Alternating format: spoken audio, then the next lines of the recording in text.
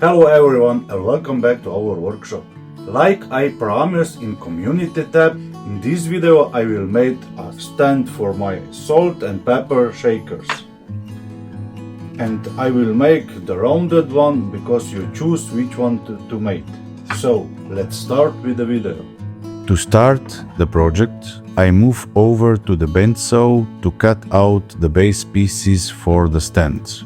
I'm using a beautiful piece of cherry wood, the same type of wood I used for one of the shakers, so everything will match nicely as a set. First, I cut a perfect circle that will become the bottom section of the stand. This rounded base gives the piece good stability and a warm, elegant look that works beautifully with the pear-shaped shakers. Once the base is done, I cut a second, narrower strip from the same cherry wood. This piece will later become the handle. By cutting both parts from the same board, I keep the grain direction and color consistent, making the final stand look unified and well balanced. Next, I move over to the lathe. Before mounting the piece, I drill a 55 mm hole on the underside. This will allow me to attach the chuck jaws securely and keep the piece centered while turning.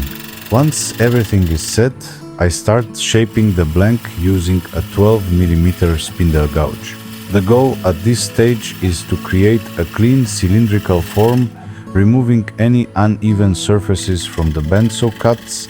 This gives me a perfect starting point for refining the curves later on. The cherry wood cuts really nicely and produces smooth shavings, which makes the shaping process both precise and enjoyable. Stage, I focus on the very bottom of the stand. Using the 12 mm spindle gouge, I carefully remove the excess material and flatten the surface. This will create a solid, even base, so the stand sits perfectly level once it's finished. I take light, controlled passes to make sure the surface is smooth and truly flat. This step is important for stability. If the base isn't even, the whole stand could wobble later. The cherry wood turns nicely and allows me to get a clean finish straight from the tool without the need for heavy sanding. Next, I mark the area where the chuck jaws will later hold the piece. Using a caliper, I measure and mark a diameter of 55 mm. This ensures that the jaws will grip the stand securely and stay perfectly centered when I reverse mount it. With the line mark, I use a flat scraper to carefully deepen this section to the right depth, creating a clean, flat recess for the chuck. After that, I mark another smaller area, around 40 mm wide. This will be the spot where I'll later add our PipejaWood logo.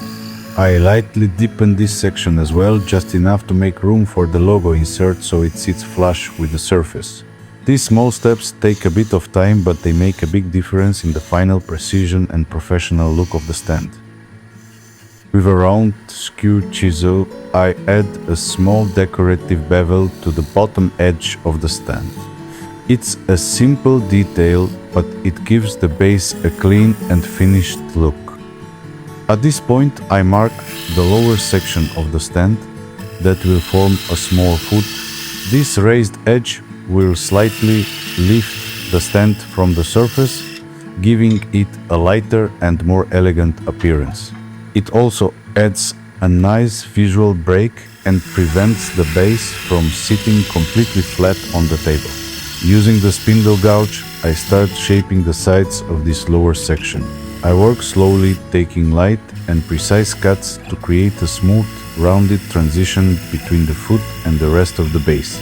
The goal is to keep the curve flowing naturally, so the stand feels stable but still looks refined and delicate. I always enjoy adding these small design touches. They might seem minor, but they really make the piece feel complete and show the difference between something simply made and something truly handcrafted. I switch to a pointed scraper to refine the surface and even out the areas shaped with the spindle gouge. The scraper helps me smooth out any small ridges or uneven spots left from the cutting process and gives the wood a consistent, flat surface. I take very light passes, letting the tool gently glide over the surface. This step makes the transition lines cleaner and prepares the stand for sanding later on. It's a small detail, but it really improves the overall finish and makes the final shaping much easier. With the shaping complete, I move on to sanding the bottom of the stand. I go through several grits until the surface feels perfectly smooth to the touch. Once the sanding is done, I reverse the piece and mount it on the chuck jaws using the recess I made earlier. Now I can begin working on the inside of the stand. This setup keeps the piece centered and stable while I shape the interior curves. I start hollowing out the top section of the stand. I begin with the spindle gouge to remove most of the material and establish the general depth and shape. I take slow, controlled cuts, keeping the tool steady and the walls as even as possible. I like to stop occasionally and check the depth just to make sure everything stays balanced and symmetrical. Once the rough shape is formed, I switch to a flat 30mm scraper to deepen the recess and clean up the bottom. The scraper helps to flatten the surface inside and remove the fine ridges left by the gouge. Working slowly with light passes, I can already see the form starting to come together. For the final refinement, I use a small 10mm round scraper. With this one, I can follow the inner curve more precisely and create a soft, flowing transition toward the rim. The round scraper gives me more control over the curve and helps achieve that clean, elegant line that matches the pear-shaped shakers perfectly. This is one of my favorite stages, when the shape starts to feel complete and you can already imagine how it will look after sanding and finishing. Every small adjustment makes a difference. And this is where the project really comes to life. And while you're watching, I'd love to hear your thoughts. What do you think about this rounded stand design? Do you prefer it over the straight one? I really enjoy letting you, the viewers, take part in the creative process through the polls on the community tab, and it's always inspiring to see what you choose. If you'd like to help decide on future projects or designs, make sure to join in on the next polls, and if you haven't already, don't forget to subscribe to our channel so you won't miss what's coming next. Your support means a lot and it keeps us motivated to create even more unique handmade pieces.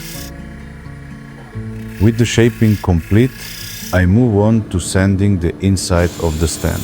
I start with 180 grit sandpaper and gradually work my way up through 240, 320 and finally 400 grit. Each step removes the scratches from the previous one and leaves the cherry wood silky smooth to the touch. I take my time here because a well-sanded surface not only looks better but also feels much nicer when the piece is handled later. Cherry wood develops a soft natural sheen even before applying the finish, which is always satisfying to see. Once I'm happy with the surface, I drill a 10mm hole right in the center. This hole will later be used to attach the handle firmly to the base. It's a small but important detail that ensures the final stand will be both strong and perfectly aligned. Next, I mount a smaller piece of cherry wood in the lathe. The blank measures around 30 by 30 millimeters, just the right size for turning the handle that will later be attached to the stand. I tighten it securely between centers and make sure it spins through before starting. For shaping this handle, I'm using one of my favorite tools, the new skew chisel from Record Power. This particular skew has a rounded edge, which makes it ideal for smaller, more detailed work. It's a versatile tool that allows for both rough shaping and fine detailing with great control. I start by drawing up the blank into a perfect cylinder, then slowly begin forming the gentle curves of the handle. I use light, sweeping cuts, letting the tool do the work while keeping my hand steady. The skew chisel leaves a very smooth surface, which means I won't need much sanding later on. As I work, I pay close attention to the proportions. I want the handle to feel comfortable to hold, but also look balanced with the rest of the stand. The rounded shape of the skew makes it much easier to blend transitions and create those subtle curves that give the handle its elegant look. The cherry wood turns beautifully, producing fine ribbon-like shavings, and you can already see the warm tone and grain starting to come through. This stage is always satisfying because you can really feel the connection between the tool and the material. Every small movement shows up immediately in the shape. If you're interested in learning more about this tool, I've made a full video where I go through the complete record power chisel set. You can find that video by clicking the link in the top right corner or down in the description below. It's a great set for anyone looking for reliable and precise turning tools. Now I start shaping the final form of the handle. I take my time with this part because the handle is what gives the whole piece its personality and balance. The top of the handle will be slightly wider, which makes it more comfortable to hold and gives a natural grip when lifting the stand.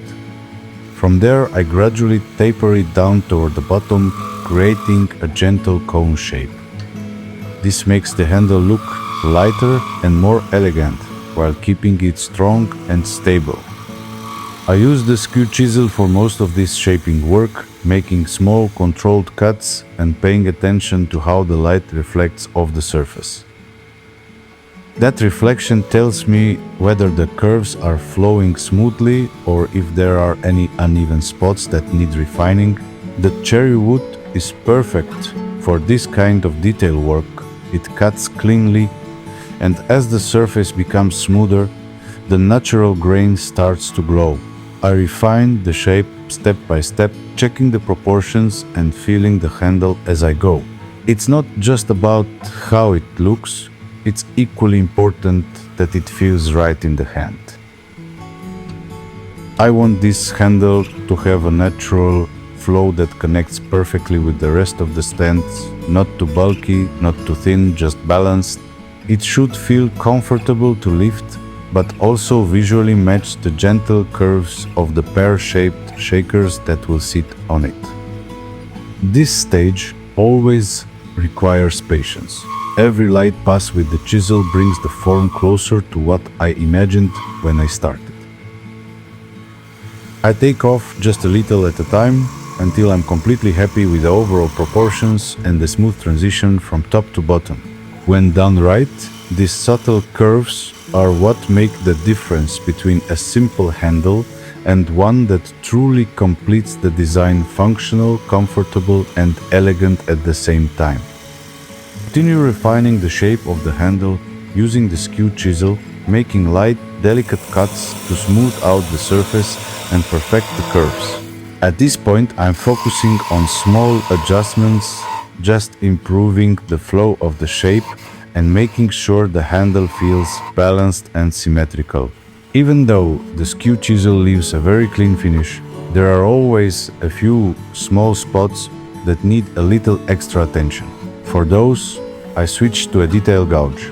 The smaller curved profile of this gouge lets me get into tighter areas and remove tiny imperfections left from earlier shaping. With the overall shape complete, I now begin to slightly narrow both ends of the handle. This will make it easier to part the handle off later and ensure a clean separation.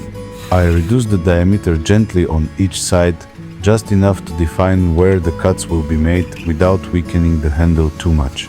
This step requires a bit of care and patience, You want the ends thin enough to cut easily later, but still strong enough to hold their shape while you finish sanding and detailing. By combining the skew and the detail gouge, I can achieve a precise form with crisp lines and smooth transitions ready for the final touches. With the shaping finished, I move on to sanding the handle. I go through several grits until the surface feels perfectly smooth and ready for finishing. This step really brings out the warm color and fine grain of the cherry wood. Once the sanding is complete, the handle is fully prepared and ready to be assembled with the rest of the stand.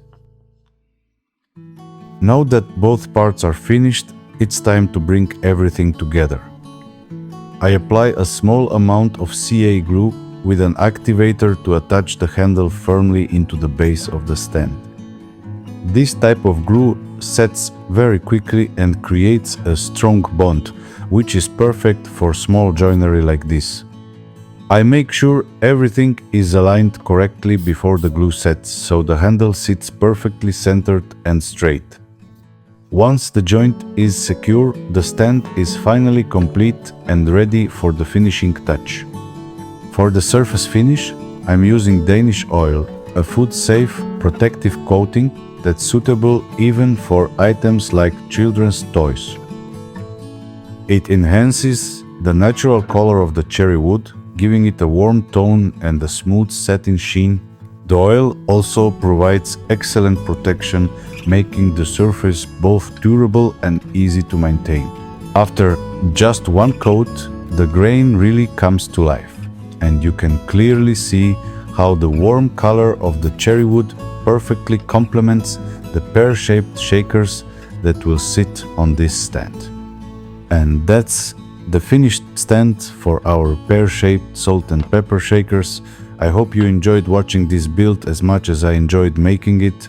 If you'd like to own this handmade set, you can find it on our website at PipejaWood.com or in our Pipejawood Etsy shop. Both links are in the description below. Don't forget to like the video, share it with your friends, and subscribe to our channel for more handmade wood turning projects. Thanks for watching, and I'll see you in the next one.